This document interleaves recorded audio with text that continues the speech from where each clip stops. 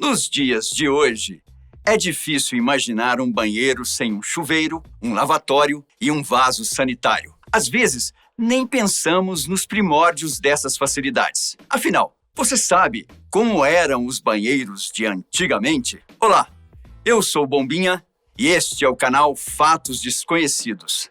Seja bem-vindo. Hoje eu vou te contar um pouco sobre a incrível e curiosa história dos banheiros. Como era feita a higiene pessoal até o século XIX? Como era o banho e como lidavam com as fezes e a urina? Começando pelo mais simples, que era o banho. Muitas civilizações antigas não viam o banho como algo para se preocupar, mas era comum entrarem nos rios para se refrescar e pronto, sem nem mesmo terem consciência disso, o banho estava tomado. Para outros povos, o banho era visto como um ato purificador. Para os antigos egípcios, por exemplo, tomar banho era uma forma de purificar o espírito. Os antigos gregos e romanos chegaram a fazer desse ato um evento. Construíram termas públicas que seriam os primórdios do que hoje chamamos de clube, onde todo mundo tinha o direito de relaxar e conviver com seus semelhantes. Para remover a sujeira acumulada na pele, utilizavam uma ferramenta conhecida como estrígio. O estrígio consistia em uma espátula de ferro com 30 centímetros que era esfregada na pele depois que o corpo era todo besuntado com uma espécie de óleo. Entre árabes e turcos existiam os hamãs, também conhecidos como banho turco, casas luxuosas de banho onde se tomava banho, depilava-se, passava-se por sessões de massagens, maquiagem,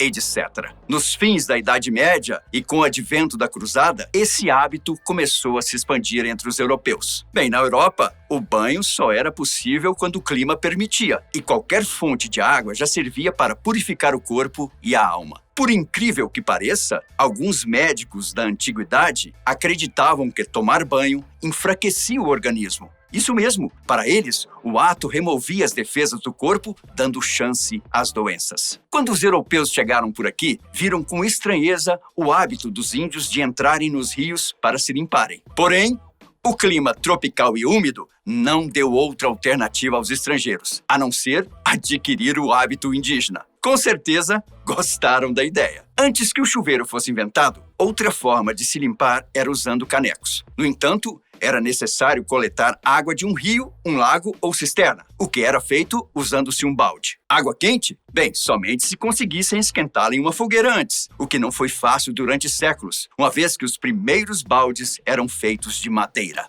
E os sabões de antigamente? Os babilônios faziam uma mistura de gordura animal e cinzas vegetais para passarem no corpo e nos cabelos. Os egípcios foram mais vaidosos, pois além de produzirem seu sabão com cinzas, bicarbonato de sódio e argila, ainda acrescentavam essências florais na composição, para ficarem, além de limpos, cheirosos. Já os orientais utilizavam pedras ou cerâmicas a fim de esfolar a camada superficial da pele e, para aliviar a agressão ao tecido, concluíam o banho com a aplicação de água de flor de laranjeira, pastas e perfumes. Em algumas culturas do mundo oriental, esse tipo de procedimento ainda é utilizado. Aos poucos, a humanidade usou a criatividade para facilitar seus banhos, como colocar baldes em locais mais altos, dotados de canos e um registro que liberava a água quando aberto. Assim, surgiram os chuveiros. As primeiras versões para banho quente eram engenhocas caras, que funcionavam a carvão ou gás. A primeira versão elétrica só veio a aparecer em 1927. E quem a inventou foi um brasileiro, chamado Francisco Canhos Navarro. Ao contrário do que podemos imaginar, Chico Canhos não ficou rico, mesmo porque não se preocupou em registrar a patente. Fato este que veio acontecer somente em 1950, quando a Lorenzetti solicitou o registro. Mas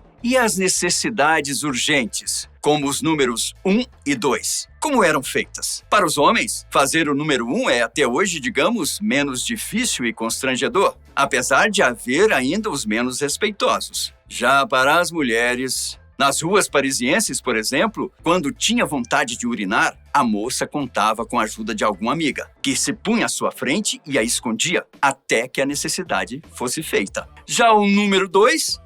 Bom, esse sempre foi mais difícil. Ou será que não?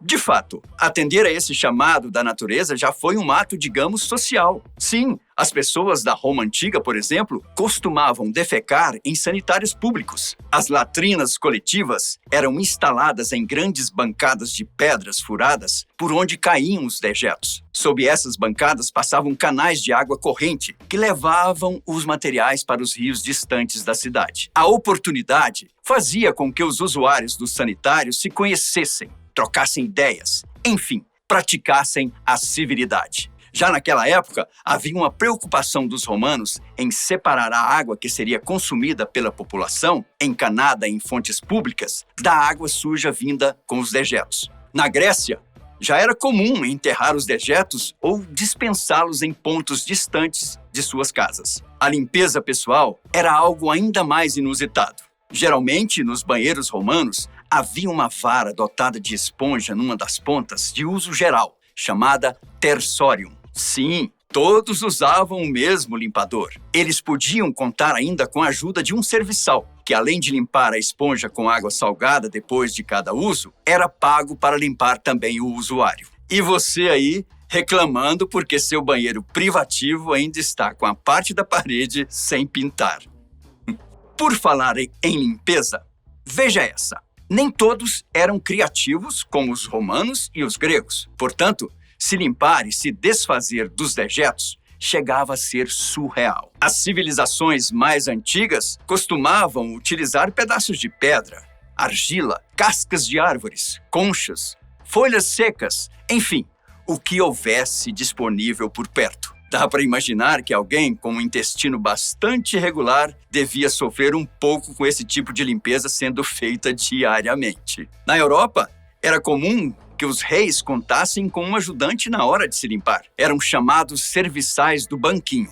Era, sem dúvida, a pessoa de maior confiança do rei, já que era responsável por limpar as partes íntimas da Vossa Majestade após ela evacuar. Em algumas casas, as pessoas já contavam com penicos, feito inicialmente com cerâmica e um bom tempo depois de metal. Eles normalmente eram deixados debaixo das camas, já que a natureza poderia chamar no meio da noite. Como não contavam com sistemas de esgoto, os dejetos eram jogados, sim, pelas janelas.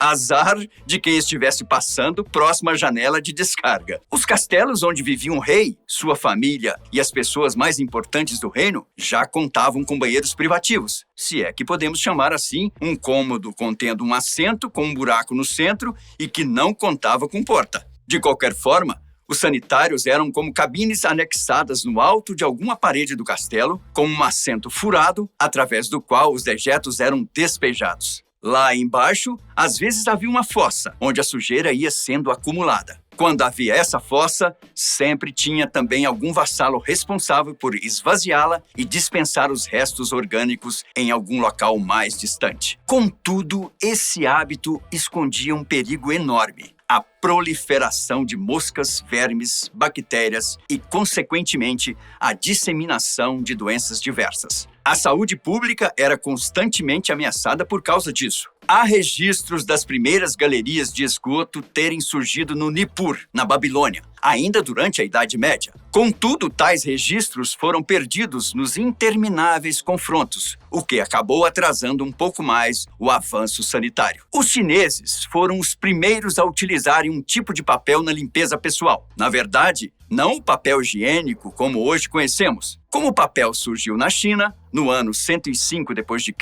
em algum ponto da história, antes do ano 800, alguém teve a brilhante ideia de utilizar a matéria-prima do papel para se limpar.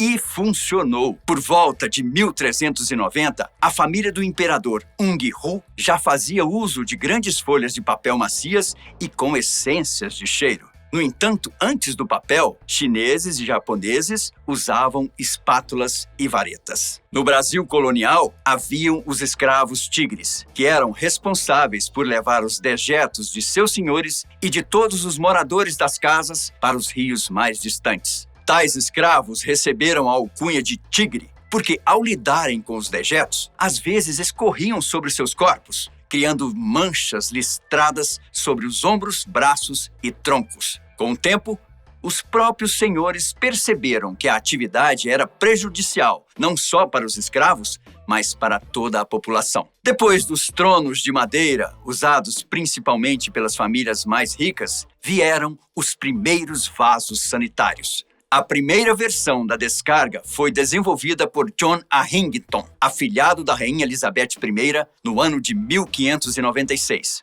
Foi a primeira privada dotada de válvulas, que, quando acionadas, liberavam água para o vaso sanitário. Mesmo assim, ainda dava um grande trabalho para limpar a própria privada. O sistema de bacia d'água veio depois, quando Joseph Bramah a inventou, inclusive com a capacidade de eliminar os dejetos por sucção. Então, em 1860, Thomas Crapper melhorou e patenteou o sistema, sendo considerado pelos ingleses o verdadeiro inventor da descarga. De fato, ele desenvolveu os reservatórios suspensos, que facilitou muito a descarga, com água caindo por gravidade quando as válvulas fossem acionadas. Não é nem preciso dizer que, hoje, vivemos um conforto e uma privacidade jamais imaginados na antiguidade, quando o assunto é necessidades fisiológicas. Para termos ideia do quanto essa facilidade surgiu, é só fazer as contas. As facilidades com as quais contamos hoje, como papel, conforto e privacidade, têm não mais do que 2 séculos. Enquanto os seres humanos já estão por aqui há cerca de 2,5 milhões de anos. Enfim, eu fico por aqui, mas deixe nos comentários o que achou dessa história. Se curtiu, não esqueça do joinha. Inscreva-se, ative o sininho das notificações e até a próxima. Valeu pela companhia!